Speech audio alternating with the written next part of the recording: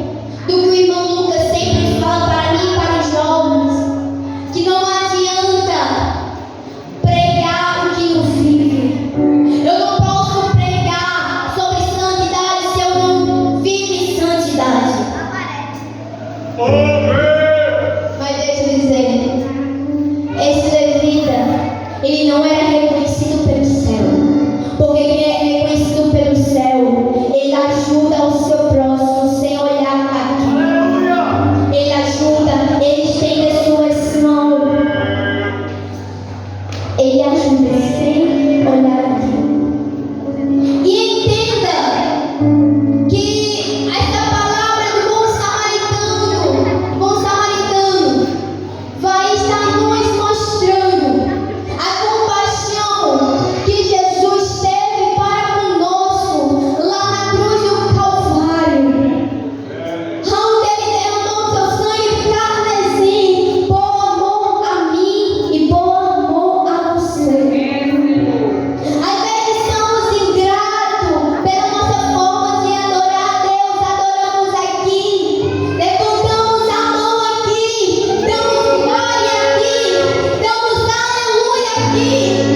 Mas quando saímos daquela porta para fora, viramos o sacerdote, o levita, que só sabe adorar dentro do templo, que só sabe adorar dentro da casa, mas não sabe demonstrar o verdadeiro adorador, a verdadeira essência de um adorador que conhece a Cristo Jesus lá fora.